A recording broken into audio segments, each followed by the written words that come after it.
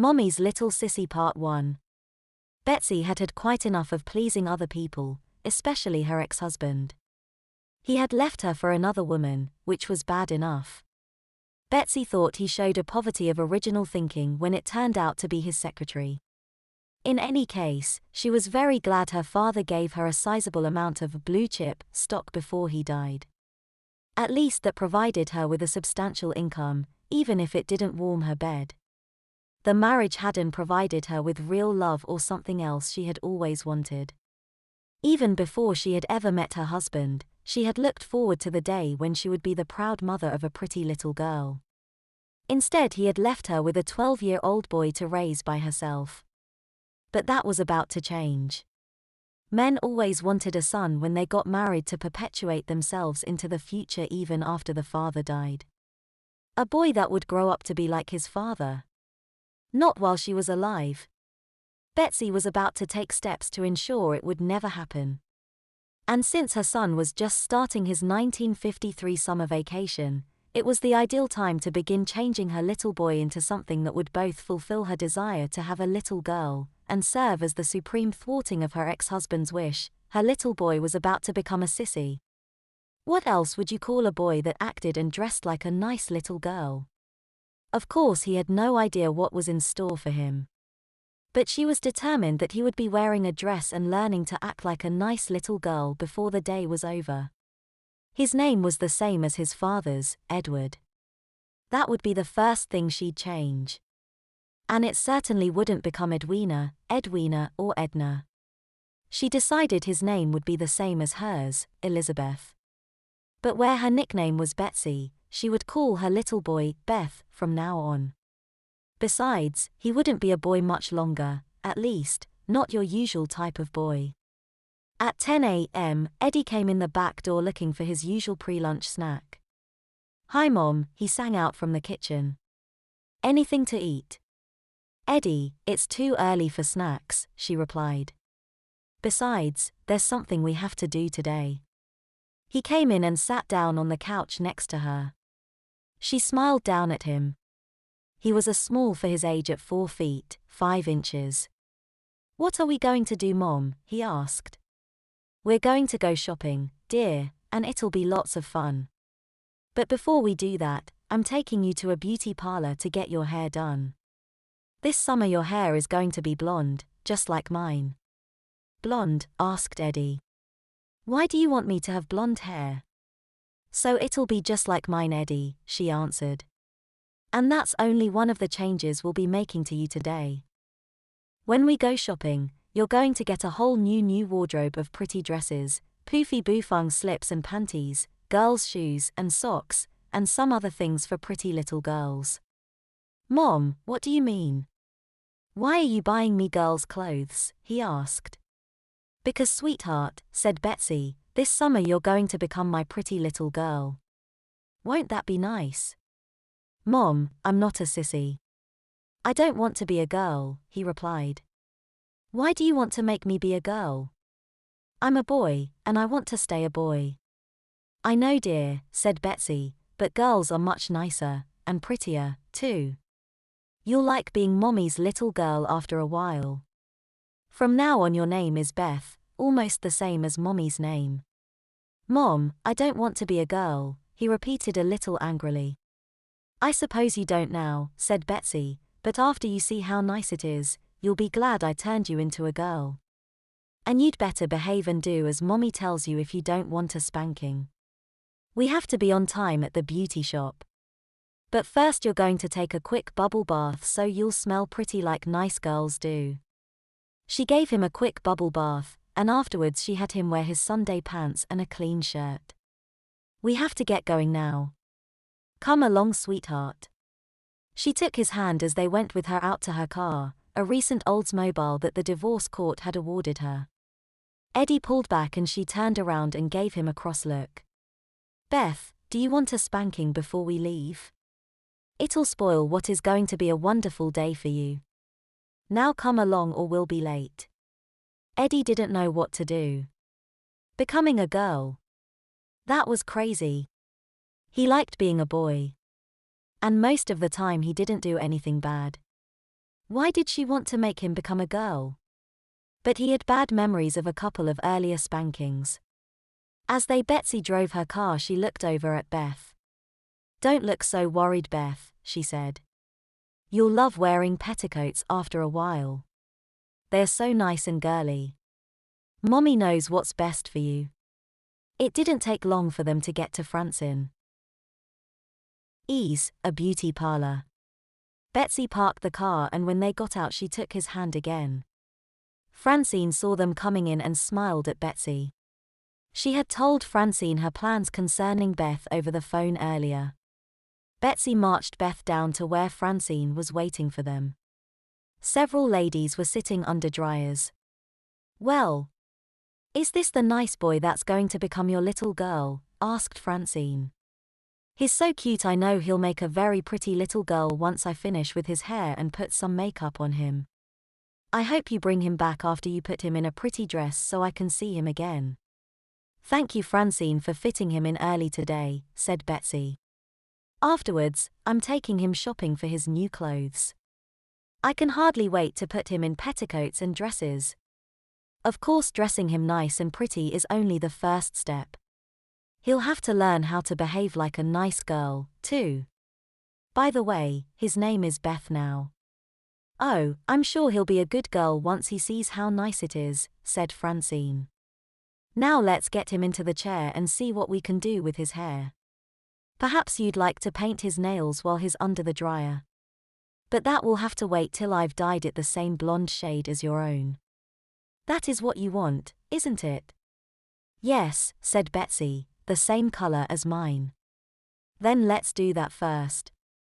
And after he's been under a dryer for a while, we can see what we can do about a pretty style for him. His hair is quite long." "Yes," replied Betsy. "I didn't let him get a haircut since last September. I've been planning this for quite a while." "Do you think you might be able to put it into a ponytail and bangs? I'd love to see him with his hair like most of the girls nowadays." "I think we can do that," said Francine. She picked up a card with 3 different colored pairs of plastic barrette on it that she sold. "These and a few hairpins will help to keep any short hair in place." Meanwhile, Beth was terrified. Francine saw the look on his face. "Don't be scared, sweetheart," she said. "You'll look nice and pretty when we finish." That was exactly what he was afraid of. She began to comb his hair back to see just how long it was. Soon she stripped his hair of its brown color and then dyed it as he sat with his head over a sink. Afterwards he sat under a dryer for a while, and Betsy painted his nails a pink color that would look nice with his blonde hair. Then he got back into a styling chair again. Francine worked quickly and skillfully, and soon his hair was tied up in a 5-inch ponytail with a pretty pink ribbon bow. Cute bangs hung down almost to his eyebrows that Francine judiciously plucked and drew with an eyebrow pencil. Taking a mascara tube from her own pocketbook, she lengthened and thickened his lashes. Next came some blush for his cheeks, and then she showed him how to roll his lips together to coat them evenly with a pink lipstick. Finally she was done and swung Beth's chair around so he could see himself. He was shocked when he saw himself. He began crying a little. He looked just like a girl now. "Oh, don't cry, Beth," Francine said to him as she quickly dabbed at his tears with a tissue. "You'll get your makeup all messy." She touched up his mascara. "Francine, you're a marvel," said Betsy. "He looks much better than I even hoped for." "Yes, he'll make a darling little girl now once you've dressed him up nice and pretty," said Francine. "I wish I could go shopping for him with you." "I'm sorry," said Betsy. "But we do have to go shopping now so I'll have enough time before the store closes. There's so much I have to get for him." She paid Francine and included the largest tip she'd ever given her. As they walked along the sidewalk back to the car, Beth was very aware that he was still wearing boys' clothes.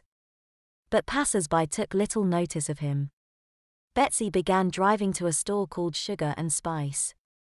All they sold were clothes for girls. It was an expensive store, But Betsy wanted to get him some really pretty dresses and things to make him look as much like a pretty girl as possible. When they arrived at the store, she parked her car, and when they got out, she took his hand as they walked towards the entrance. "You'll love this store, darling," she said. "Soon you're going to be wearing the prettiest dresses in town."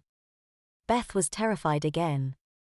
Inside there were mannequins of girls wearing pretty dresses, rows of big racks with petticoats and bouffant slips hanging on them, and tabletop bins with loose different-colored panties in them. On top of another counter were packages of other more expensive panties. Pretty anklet socks were also displayed in counter-top racks. Recessed in the walls were more long racks of dresses. "Can I help you?" asked a nice-looking saleslady. "Yes," said Betsy. "My little boy is going to be my little girl this summer. We just had his hair done at a beauty shop, and now I want to get him his new wardrobe." "My goodness," said the saleslady. "He does look like a pretty girl. Has he worn dresses before?" "No," replied Betsy. "But I know he'll love wearing them after a while. He'll need a complete wardrobe. I hope you won't mind if we take up a lot of your time. But there's so much I have to get for him." "Nonsense," said the saleslady. "By the way, my name is Mrs. Burris. Where would you like to start?" "Well, we might as well work from inside out," answered Betsy. "Panties will be the first thing. Girl's size 10, I think. He's small for his age." "Step this way," said Mrs. Burris. "We have some really pretty panties on sale right now. But don't let the sale price fool you. They're the prettiest panties we have, white in all the pastel colors, and darling lace around the legs openings and with lace ruffles across the back of them. They're scrumptious panties." Soon Betsy was picking out a dozen pairs of panties for him. She held up some pink ones that were decorated with white lace. "See, sweetheart," she said. "Aren't these a lot nicer than boys' underpants? You'll be wearing a lot of them from now on." Beth felt so embarrassed. Other salesladies had overheard Betsy's opening conversation, and soon he became the center of attention in the store as they came closer to see him. They whispered to each other with big smiles. Beth could see some real girls with their mommies shopping in nearby aisles. The women had caught on to the fact that he was really a boy. Some of them looked with envious eyes at Beth and his mother. "Mommy, that little girl is dressed like a boy." "Is she really a boy?" asked a little girl loud enough for Beth to hear. Beth felt like it was the end of the world. "Now as far as petticoats are concerned," said Mrs. Burris, "did you want just the waist-high petticoats, or the bouffant slips for him?" "It's still cool enough now for the poofy slips," said Betsy. "Later I'll get him some of the waist-high petticoats and some camisoles." Mrs. Burris picked out a pink bouffant slip and held it up for Betsy to see. "This one is very pretty, especially with the white lace at the end of each tier and at the hem. The bodice has pretty lace, too, and the straps are adjustable. There are 3 layers to it to make it really poofy. And the big pink bow is so precious." "Oh, yes," said Betsy. "I bet it will be his favorite after a while. Let me have another in pink. And I want to get him one each in blue, yellow and 2 white ones also." Mrs. Burris continued picking bouffant slips from the rack and placed them on top of a counter as they moved down along the racks. "He'll need some training bras also," said Betsy. "Of course," said Mrs. Burris. She slipped a tape measure around his chest and took his measurement. Then she placed a package of 3 training bras on top of the counter. They moved along to a display of anklet socks that were trimmed with lace collars to fold down over his shoes. Betsy picked out 8 pairs of them in several colors to match the dresses he'd be wearing. She took some plain white ones too. Some white strap shoes were next, and Beth had to sit down so they could try them on. Once they were sure of his size, he put on some pink socks and white strap shoes. Betsy got a second pair in white and also a pair of pink ones. At last they began to look at the dresses. Beth saw 4 racks of them. Some of them were pinned up on the wall with their short full skirts flared out to the sides. "Did you have anything special in mind for his dresses?" asked Mrs. Burris. "We have some darling party dresses. Perhaps later I'll get him a party dress," said Betsy. "But his birthday isn't till September. For now just some pretty dresses for everyday wear, and perhaps a couple of especially pretty ones for company and Sundays." Soon Mrs. Burris had helped Betsy to pick out 9 dresses for him. She showed Betsy where the dressing rooms were so she could try them on him. Since they were all the same size, he would only need to try on one of them. When she had him in some panties, a poofy slip, and his dress, she took him out to the 3-sided mirror. As he looked at his reflection, Beth felt like he was on display because a lot of salesladies and women with their little girls had come closer to see him. He was glad there weren't any girls from school in the store. And then he saw Nancy Roberts. She was in his class at school. Nancy waved at him with a big smile.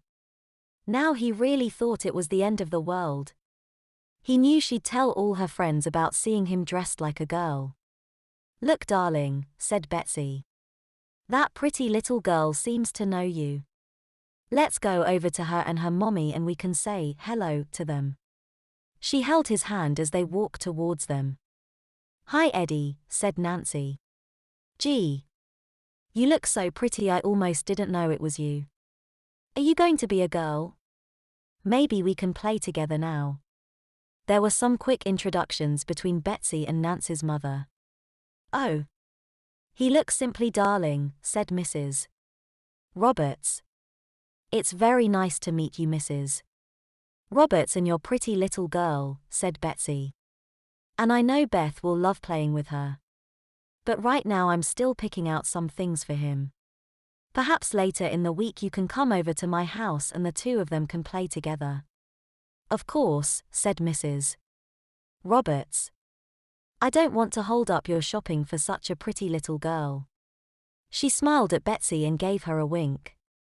"By the way," said Mrs. Burris, "we have some very sweet mother and daughter dress sets. Would you like to see them?" "By all means," said Betsy. "I know my little girl will love wearing a dress just like her mommy's. Could we try them on? I'd love to have us wear them home if that's all right." "Certainly," said Mrs. Burris. Pretty soon Betsy and Beth were standing in front of a big full-length mirror in the dress department wearing the look-alike dresses. "See, darling," said Betsy. "Now everyone will know you're my little girl when they see us together. Isn't it nice to wear a dress just like mommy's?" By now Beth was wearing panties, a poofy pink slip, his white strap shoes and pink anklet socks, and of course the pretty pink bow on his ponytail, along with the pink gingham dress that looked just like Betsy's. It had short puffed sleeves with white trim on them, and a cute white secretary collar. About an inch of the same white lace hung from under the hem of their dresses. It buttoned up in the back. A white sash went around his waist and was tied in a big bow in back. As Beth looked at himself in the big mirror, he gave up all hope that his mommy would let him wear boys' clothes again this summer. With his hair dyed blonde like hers, the pink bow on his ponytail, and the pink gingham dress and girls' shoes and socks, he had to admit that he did look like a girl now. "Sweetheart, smile nice," said Betsy. "After all, little girls look a lot nicer when they smile." He tried to smile as he looked at his reflection in the mirror. Gosh! He looked so much like a pretty little girl now. Maybe his pals wouldn't recognize him. "That's better, dear," said Betsy. "Soon wearing girls' clothes all the time will make you happy that mommy turned you into a pretty girl. But now we have to go home for supper. Afterwards we can cuddle on the couch together and watch Uncle Milty before you go to bed." "Yes, Mommy," he said. He watched Mommy pick out a baby doll nightie for him before they left. At last a couple of salesladies helped them carry everything out to Betsy's car. On the way home Betsy had a permanent smile on her face, while Beth sat in his seat with a sad look on his face. "Smile nice, dear," Betsy said to him. Yes, Mommy, he answered and smiled a little. He wondered how long Mommy was going to make him dress like a girl.